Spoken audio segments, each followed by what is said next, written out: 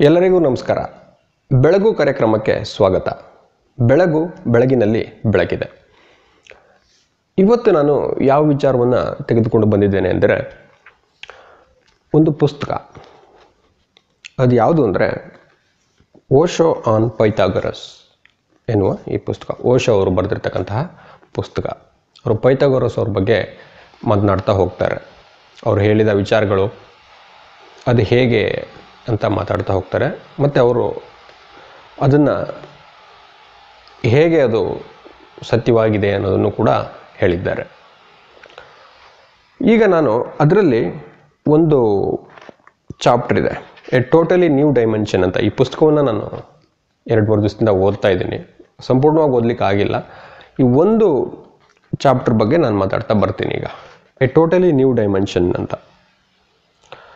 ಅದರಲ್ಲಿ ಕ್ವಶನನ್ನು ಕೇಳ್ತಾರೆ ಅವರು. ಆ ಕ್ವಶನ್ ಏನು ಅಂದರೆ, Osho, you say that your main concern is our spiritual, not our psychological growth. What is the difference between them ಅಂತ ಕೇಳ್ತಾರೆ. ಅದಕ್ಕೆ ನೋಡಿ ಓಶೋ ಎಷ್ಟು ಚೆನ್ನಾಗಿ ಹೇಳ್ತಾರೆ ಅಂದರೆ, man is a 3-storied building, the body, the mind and the soul. The body contains only the body, the mind contains body and mind both, and the soul contains all the three. ಮನುಷ್ಯ 3 ಅಂತಸ್ತಿನ ಕಟ್ಟಡ ಅಂತ ಹೇಳ್ತಾರೆ. ಅದರಲ್ಲಿ ಯಾವ್ದ್ಯಾವುದು ಅಂದರೆ ದೇಹ, ಮನಸ್ಸು ಮತ್ತು ಆತ್ಮ, ಸೋಲ್. ದೇಹದಲ್ಲಿ ಬರೀ ದೇಹ ಇದೆ, ಮನಸ್ಸಿನಲ್ಲಿ ದೇಹ ಮತ್ತು ಮನಸ್ಸಿದೆ, ಆತ್ಮದಲ್ಲಿ 3 ಇದೆ. ಇದನ್ನ ಹೇಳಿದ್ದಾರೆ. ಎಷ್ಟು ಚೆನ್ನಾಗಿದೆ ನೋಡಿ.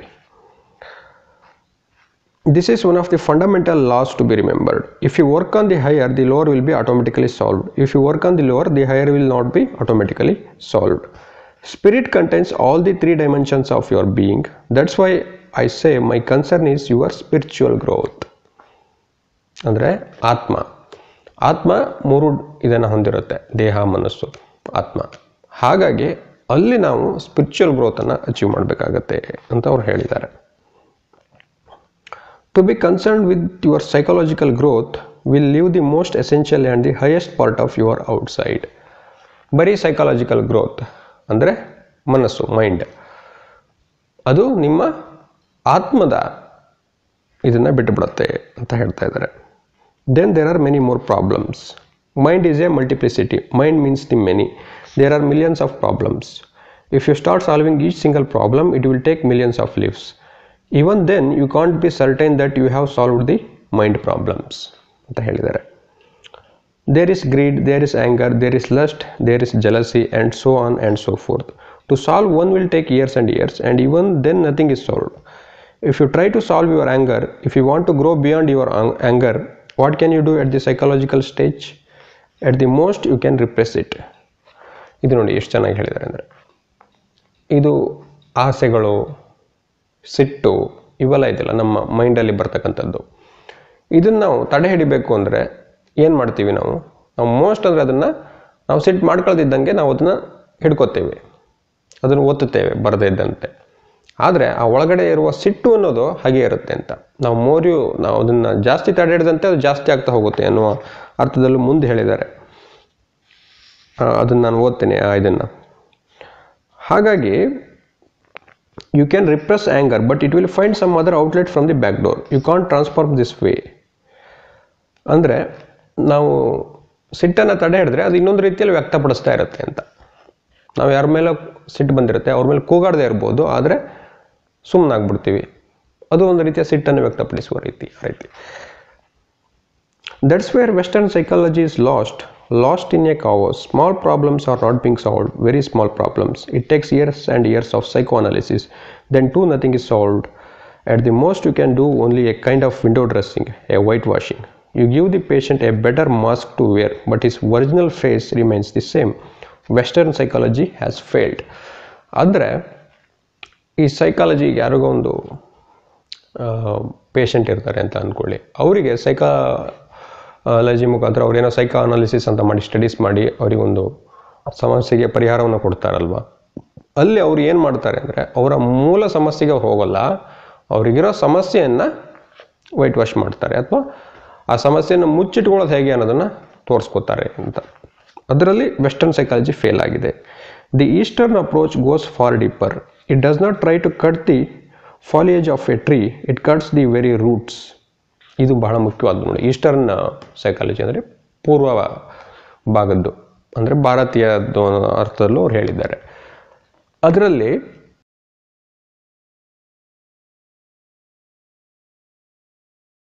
ರೂಟ್ಸ್, ಯಾವುದೇ ಸಮಸ್ಯೆಯ ಮೂಲವನ್ನು ಕಿತ್ತು ಹಾಕೋದು, ಆ ಸಿಂಪ್ಟಮ್ಸನ್ನು ಟ್ರೀಟ್ ಮಾಡೋದಲ್ಲ, ಆ ಮೂಲವನ್ನೇ ನಾವು ಟ್ರೀಟ್ ಮಾಡ್ತೀವಿ. ಅದನ್ನು ಅವರು ಹೇಳಿದ್ದಾರೆ ನೋಡಿ. ಅದನ್ನು ಎಲ್ಲಿದೆ ಅಂತ,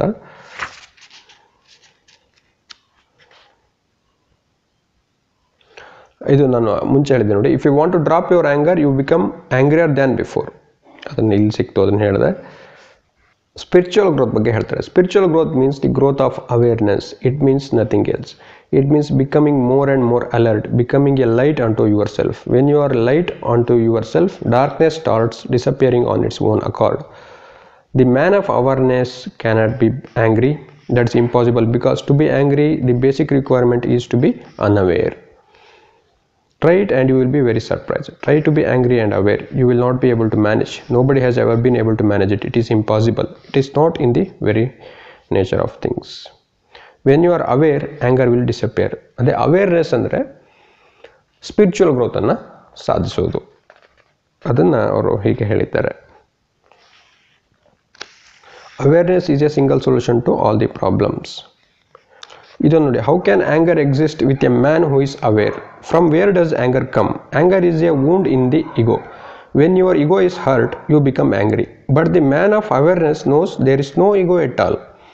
ನೋಡಿ, ಒಬ್ಬ ಮನುಷ್ಯ, ಅವೇರ್ನೆಸ್ ಇರುವಂಥ ಮನುಷ್ಯ ಇಗೋನೇ ಇಲ್ಲ ಅಂತ ಅನ್ಕೋತಾನೆ ಅವನು. ಹಾಗಾಗಿ ಅವನಿಗೆ ಎಲ್ಲಿ ಸಿಟ್ಟು ಬರುತ್ತೆ? ಸಿಟ್ಟು ಬರೋದು ಯಾಕೆ ಅಂದರೆ ನಮ್ಮ ಇಗೋ ಹೊರಟಾದಾಗ ಆದಾಗ ನಮಗೆ ಸಿಟ್ಟು ಬರುತ್ತೆ. ಆದರೆ ಒಬ್ಬ ಮನುಷ್ಯನಿಗೆ ಅವೇರ್ನೆಸ್ ಬಂತು ಅಂದರೆ, ಸ್ಪಿರಿಚುವಲ್ ಗ್ರೋತಿಂದ ಅವೇರ್ನೆಸ್ ಬಂತು ಅಂದರೆ ಅವನಿಗೆ ಗೊತ್ತಾಗುತ್ತೆ ಇಗೋ ಅನ್ನೋದೇ ಇಲ್ಲ ಅಂತ. ಹಾಗಾಗಿ ಅವನಿಗೆ ಸಿಟ್ಟು ಅನ್ನೋದು ಬರೋದಕ್ಕೆ ಸಾಧ್ಯನೇ ಇಲ್ಲ ಅಂತ ಅವ್ರು ಹೇಳ್ತಾರೆ. ಇದು ರೀತಿಯಾಗಿದೆ ನೋಡಿ. ಅವ್ರು ಸೈಕಾಲಜಿ ಬಗ್ಗೆ ಹೇಳ್ತಾರೆ. Psychology and psycho analysis have become two focused on the mind of man. Mind is not your real core. It is just a bridge between the body and the soul, and a very fragile bridge it is. It is very non-substantial phenomenon because it consists only of thoughts. Behind the mind there is your reality. You can call it soul, spirit, God or whatsoever you will. ಈ psychology ಅನ್ನೋದು ನಮ್ಮ ಮೈಂಡಿಗೆ ಸೀಮಿತ ಆಗಿದೆ ಅಂತ ಅವ್ರು ಹೇಳ್ತಾ ಇದ್ದಾರೆ. ಆದರೆ ನಮ್ಮ ಮೈಂಡಿಗೆಗಿಂತ ಮುಂದಿನ ಇದೆ ಯಾವುದು ಅಂದರೆ ಅದನ್ನು ನೀವು ಆತ್ಮ ಅಂತಾರು ಕರೀರಿ, ದೇವರು ಅಂತಾರು ಕರೀರಿ, ಸ್ಪಿರಿಟ್ ಅಂತಾರು ಕರೀರಿ ಅಂತ ಅವರು ಹೇಳಿದ್ದಾರೆ. ಹಾಗಾಗಿ ಅದನ್ನು ನಾವು ಜಾಗೃತಗೊಳಿಸೋದ್ರ ಬಗ್ಗೆ ಅವರು ಮಾತಾಡ್ತಾ ಹೋಗ್ತಾರೆ. My concern here is to help you to penetrate to that core. Once you have known that, everything will settle in your life, because with that awareness you will be watchful of the body and you will be watchful of the mind, and all that is ugly will simply disappear. That is the miracle of spiritual experiences. All that is ugly simply disappears. However, the world and the worldly desires are no longer relevant to you. A totally new dimension opens up. ಅದನ್ನು spiritual experience ಆದಾಗ worldly desires ನಮ್ಮಿಂದ ಹೊರಟೋಗುತ್ತೆ. ಆಗ ಹೊಸ dimension open up ಆಗುತ್ತೆ ಅಂತ ಹೇಳಿದ್ದಾರೆ. ಆಗ ಎರಡನೇ ಪ್ರಶ್ನೆ ನೋಡಿ. ಓಶೋ ವಾಟ್ ಈಸ್ ಮೆಡಿಟೇಷನ್ ಅಂತ ಕೇಳಿದ್ದಾರೆ ಅವರು. Meditation is a state of no mind. ಇದು ನೋಡಿ ಎಷ್ಟು ಚೆನ್ನಾಗಿದೆ ಅಂತ, ಈ ಡೆಫಿನಿಷನ್ನು ಭಾಳ ಇಷ್ಟ ಆಯ್ತು ನನಗಿದು. ಸ್ಟೇಟ್ ಆಫ್ ನೋ ಮೈಂಡ್ ಅಂದರೆ ನಾವು ಮನುಷ್ಯ ಅಂದರೆ ಏನು ಹೇಳಿ, ಬಾಡಿ, ಮೈಂಡ್ ಮತ್ತು ಸೋಲ್ ಅಂತ ಅವರು ಫಸ್ಟ್ ಇದರಲ್ಲಿ ಹೇಳಿದ್ದಾರೆ. ಸ್ಟೇಟ್ ಆಫ್ ನೋ ಮೈಂಡ್ ಅಂದರೆ ನಮ್ಮ ಚಿಂತನೆಗಳು ಇರೋದಿಲ್ಲ, ನಮ್ಮ ಮನಸ್ಸು ಇರೋದಿಲ್ಲ, ಆ ಸ್ಥಿತಿಯನ್ನು ನಾವು ತಲುಪೋದು ಅಂತ. ಅದೇ meditation. Meditation is a state of pure consciousness with no content. Ordinarily, your consciousness is too full of rubbish, just like a mirror covered with dust. The mind is full of constant traffic. Thoughts are moving, desires are moving, memories are moving, ambitions are moving. It is constant traffic, day in, day out. Even when you are asleep, the mind is functioning.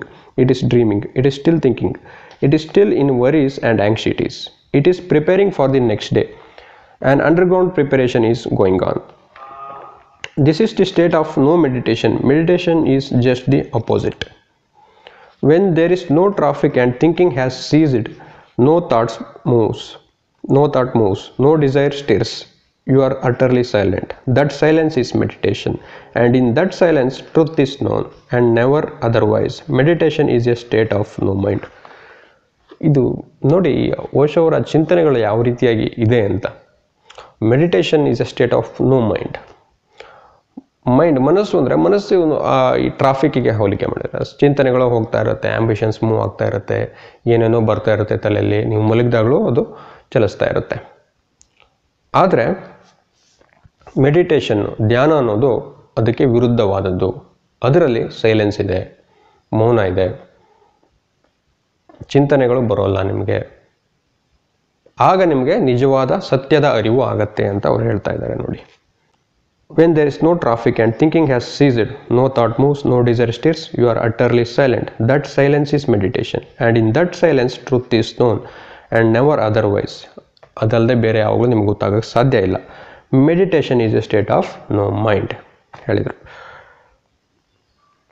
ಇದು ಭಾಳ ಚೆನ್ನಾಗಿ ಅವರು explain ಮಾಡ್ತಾ ಹೋಗಿದ್ದಾರೆ. ಈ ಥರ ನೀವು ಇದನ್ನು ಓದಿದರೆ ಭಾಳ ಚೆನ್ನಾಗಿದೆ, ತುಂಬ ಇದು ಮಾಡಿದ್ದಾರೆ.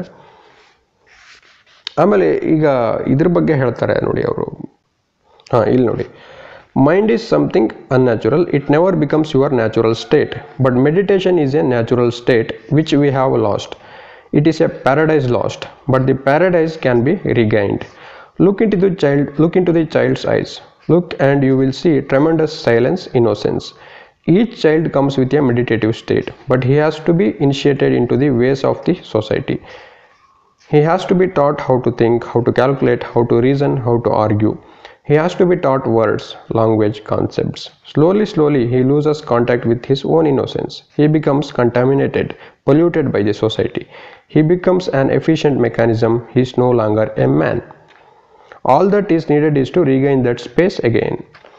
ಈ ಧ್ಯಾನದ ಸ್ಥಿತಿ ಅನ್ನೋದು ನ್ಯಾಚುರಲ್ ಸ್ಟೇಟು, ಅದು ಸ್ವಾಭಾವಿಕವಾದದ್ದು. ಆದರೆ mind is something unnatural. Mind ಅಂದರೆ ಮನಸ್ಸು.